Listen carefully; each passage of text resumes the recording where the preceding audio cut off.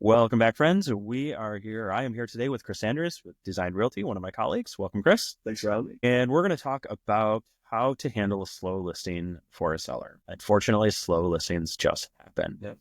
Um, Maybe we should start by defining what a slow listing is. Not really one of the questions we have on our list, but probably a really good place to start because I think part of it is just setting your expectations for where you're at, what time of year it is, that kind of thing, right? Yeah. What are your thoughts on like what a slow listing is and when do you kind of go to that territory? Okay, this is slow. Yeah. Slow listings are interesting. So generally one of the things I'll do when putting together a comparable market analysis for a seller is look at how quickly the nearby homes are selling. And so I'll try and set expectations based off of that. Now, of course, if we're coming into a busy or slow season, I'm probably going to adjust a little bit, but that's where I start. Yeah. As far as slow listings go, the easiest metric for me to look at to determine whether or not it's slow is trend versus days on market, naturally. But we can also look at other things. We can look at feedback, we can look at showings, we can look at traffic through open houses. But in my opinion, the number of offers in hand versus time on market is kind of the best indicator. Yeah. Yeah, I agree with that. I think one of the most important things is what you said. First of all, just look and see what everything else is doing around you. Some neighborhoods just take longer, even in the busiest market. It just, some of them do. And you need to have the right expectations. So yeah, I completely agree with you on that. And a lot of times days on market is really your metric on if it's slow or not. If every home is selling within 30 days and you're 90 days on market, that's slow. Now, if every home is selling in 7 days and you're 2 weeks on market, that's not bad. It's probably a little slow, but not devastating. So I think definitely knowing what a slow market is in your specific listing is one of the most important things. And I agree. It's something that I do and every agent should be doing with their clients is kind of showing them what that looks like. So say we are slow. Let's say every home is selling within 3 weeks and let's say we're pushing 45 days at this point. We're definitely getting to that point past like, okay, maybe it's a little slow. It's like, okay, we gotta figure something out. And maybe that's a good question. For me anyways, going back to like what's a slow listing or when do we start looking at adjustments? Typically for me, generally regardless of the market, I'm looking at adjustments around that 30 to 45 day mark.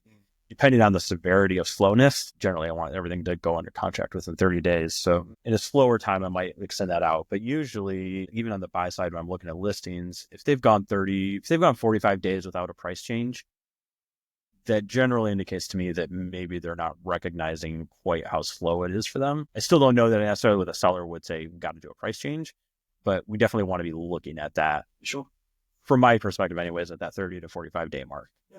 I'm a little bit more aggressive. I like to look at it 21 plus days. 21 is about when I would start recommending a price drop. Of course, now if we're getting a ton of traffic and ton of interest and there's flip funky going on, we might not, but I'd usually start after about 3 weeks recommending it. Like you said, when you see listings that have been on for a while, you think they're not recognizing the state of the market. A lot of the times, both in my opinion and a lot of my buyers that I talk to, they think that the sellers have their head in the clouds a little bit, that they see a home that's been on for 1, 2, 3, 5 months and it hasn't adjusted price. That's when they start going, what's going on? Right. As buyers agent, I start salivating. I go, you can have all of our contingencies, we can offer lower and money, we can negotiate on price, we can negotiate on inspection. So negotiating against you, sellers, I'm going to get very aggressive against those sellers. I don't want to be on the selling side of it, but also as an agent, part of your experience is just knowing that you have to prepare your sellers that, hey, this is, we're at this point. If you don't want to do a price reduction, get ready for a lowball offer because it's coming. It will come. At some point, you're going to get hit hard. And the whole point of that is to kind of knock you off your feet a bit and, rattle you and get you to negotiate. And sometimes you have to know when that's also not the right response. Yeah. Now, let's say it has been a while. What are some strategies to get traffic? I mean, how do you do it? Questions about incentives, covering closing costs, temporary buy downs are pretty popular right now. Sure. Curious what your thoughts are on incentives specifically. Say closing costs, replace carpet. Maybe you have something that the carpet's terrible. I'm really curious what your thoughts are on that. Well, if we're looking at it from the buy side, let's look at it from the listing side. If we're just about to go on market and I'm talking with the seller and the seller's like, hey, instead of decreasing the price, let's offer a credit. I hate that as a listing agent. That shows that we have wiggle room. We don't want to deal with it. We can give up some money. It gives up our negotiating leverage. Yeah. Showing that we're willing to do that. Whereas if we've been on market 45, 60 days, yeah, we can definitely have that conversation. Personally, I would probably recommend they just reduce purchase price. Yeah. For a couple reasons. First, everyone on Zillow, Redfin, Juliet, they're going to see that there's a price drop. And I'm not going to be recommending a small price drop. We call that chasing the market. When you've been on market for 45, 60, 90 days, if we do a $10,000 decrease in $1 million home, right. But if we start doing $40,000, $50,000, $60,000 price decrease, that is a big cut. People are going to see that. That is going to drive a whole new wave of buyers in through the house. And in a perfect world, maybe that does float us back up closer to our initial listing price if the competition starts. But we can also gauge then too. Like, hey, we're still not getting invites with a $60,000 price decrease. Maybe we need to have a serious conversation about this. What are your thoughts? Yeah, I'm kind of on the same page with you there. The incentives, I think one of the struggles with offering incentives, whether it is replacing the carpet, closing costs, is that there's no logistically no form or no place in a listing for that, right? We're just adding notes in. So it doesn't help it get noticed as much as just a price reduction, right? Like you said, a price reduction, it sends out alert emails to everybody on all the portals. And so everybody's seeing it. But if you just say, if I just add a seller credit, there's no new notification saying that I added or a buyer credit saying that I added a buyer credit. It's just, and someone has to read through the remarks. And frankly, as an agent, I hardly ever read the marketing remarks. I don't care what's in the marketing remarks.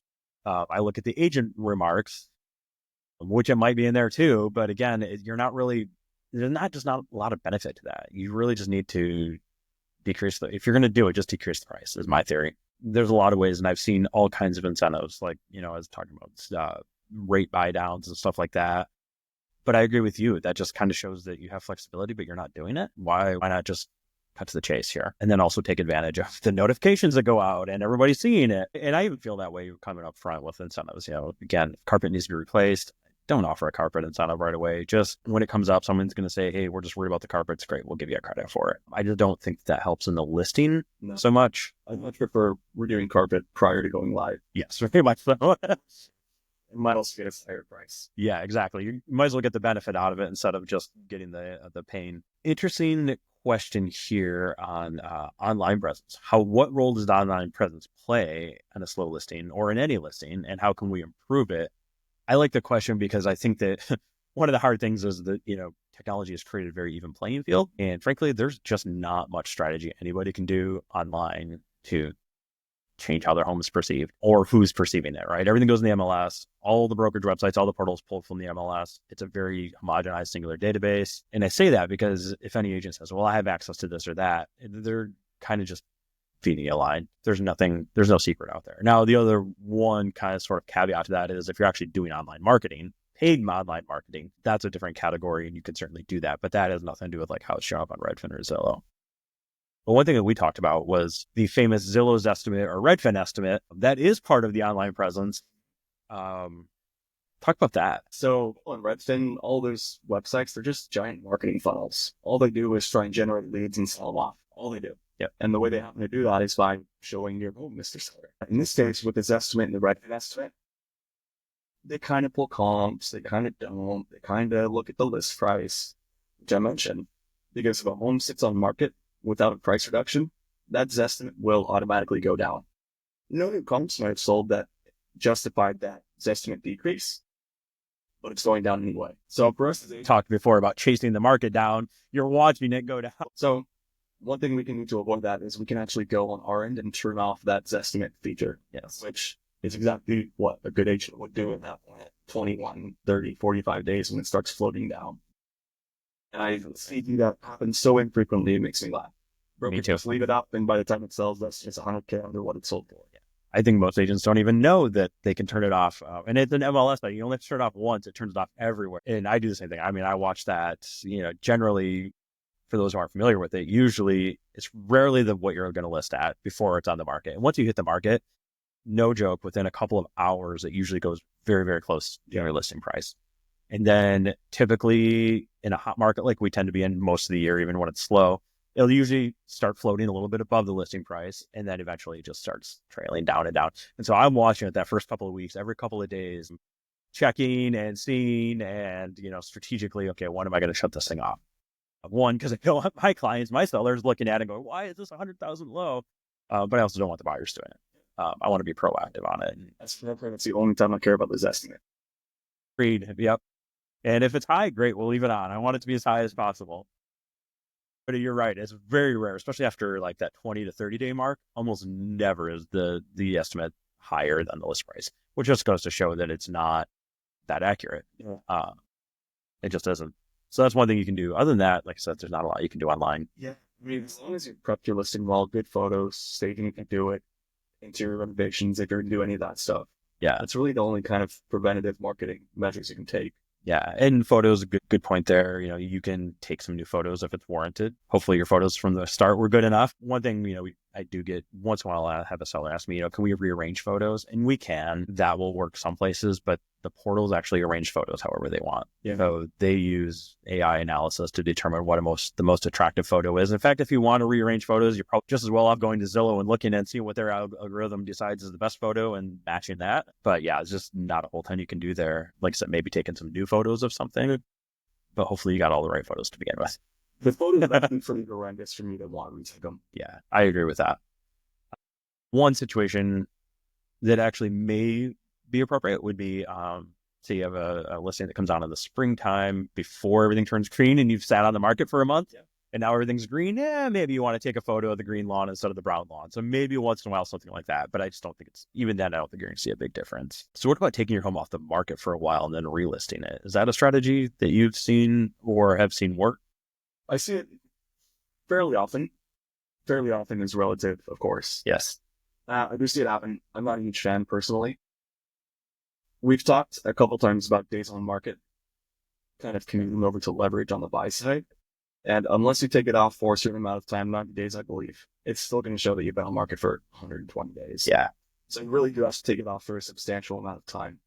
The only time I really recommend taking it off the market is when there's some work that we both decide really should get done to sell, like some pretty serious renovations. Or B, you have some life circumstance that dictates you should probably focus your efforts elsewhere. Yeah. Like taking a big vacation, we don't want to be selling. We got out of the country for 2 months. Definitely. I think probably the most times I've used it, there's similar situation that would be like end of year, fall, winter, we come on and knowing that it's probably going to be slow. By the time December comes around, my sellers have lived through, Thanksgiving, having their home on the market and dealing with showings and stuff. At that point, maybe it makes sense to just come off and let's hit the spring market. It's probably not going to get any better for a couple of months. Let's just take it off, go to the spring market. But even then, you have to be strategic. Like you said, if you're not off 90 days, does it really matter? In that case, we might as well just stay on to actually get the buyer that comes in December. But I think there's a lot of, individual strategy there too, because it just depends. What does the seller need? Do they need to get out for some reason? In which case, maybe we just have to lower the price. And then, how do I stay motivated and patient? I like this one because this is not a nerd one. This is the emotional side. Yeah. How do I stay motivated and patient while you're sitting there? Say you're on the market 40 days and you're starting to get nervous now. Yeah. It's an interesting question and it's an interesting conversation. I think the best thing you can do as a seller to stay patient and motivated is remember your why.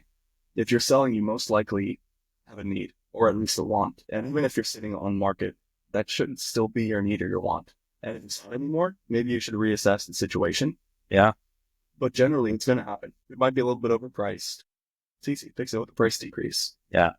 And if your why isn't maybe as strong as maybe it's going to take $100,000 price decrease and your why isn't quite that strong, maybe that's when you do reconsider and go, yeah, maybe this isn't the right time or, the right opportunity I want to take. I agree with you. It's, one thing I think too is just making sure that the agent you're working with is communicating with you. As an agent, I try to be very positive with my clients. And this kind of rolls into the last one too, which is when should I consider working with a different agent? I think one of the most important things though is making sure your agent's communicating, making sure your agent has some kind of strategy. If you call your agent and say, hey, this is really slow, what's going on? What can we do? And your agent goes, yeah, well, it sucks. Bad time of year. That's not a strategy. That's a way to get off a phone call. An agent should be developing a strategy. And that doesn't mean you're always going to follow it. But if your agent doesn't have a strategy, I think that that's probably the time to consider switching agents. If you talk to them and they're just like, yeah, I don't know. My job is continually re-strategizing on an ongoing basis. If it's end of year and we're kind of slow and, like you take into consideration everything that the seller needs and wants and what their motivations are and the price and the market and all that stuff, sometimes the strategy is, in fact, I really just used it recently where they didn't have to sell it. They'd already moved out, so they would have to sell it eventually, but there wasn't a timing thing for them. the difference between a late fall and winter sale and a spring sale was probably over $100,000. Sure.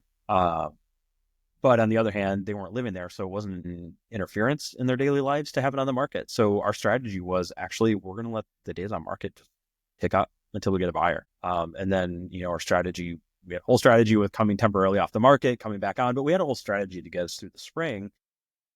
We could have come off the market. We would never have hit the 90 days. So that wasn't going to be part of it. We weren't quite that flexible. But again, our strategy was we hang out. We see what happens. And you know what? Because markets are the way they are, you never know. And about 3 weeks after that really difficult conversation of, we're just going to have to sit through the holidays with this, we got a full price offer. But again, that's, part of the strategy. And I agree, reducing the price is generally, as long as everything else makes sense, reducing the price is probably really the biggest thing you can do. But sometimes that isn't necessarily the answer that fits with the goal. I don't really want to be reducing my price in December when I know I'm going to get a lower offer. Most likely going to get a lower offer anyways. Much more likely to get into, March or April listing and go, okay, let's reduce the price 25, 50,000, because then I might get 10 off and escalate right back up, which is a whole other conversation. But I think the biggest thing is just having a strategy, making sure you're strategizing, making sure your agent knows what they're doing. And that's when you should work with a different agent. If they seem as lost as you, that's not a good sign. You're hiring them to be your strategist. I don't know. Any final thoughts on that? I think communication is the biggest thing with agents. You hear that horror story all the time where you talk to someone that sold their home or someone that didn't sell their home. And they say, I don't know how many showings we got. I don't know how many offers we got. I don't know what the feedback was because the agent just didn't communicate. Outside of that, I really hate agents that are pushy with their clients. Yeah. If your agent's being really pushy, like we're talking about price decreases, and we're not coming at you with a baseball bat saying, hey, drop your price. We're saying, hey, this is what's happening. This is what I think you should drop your price. Are you comfortable with this? Do you agree with this? Do you understand the strategy in doing this?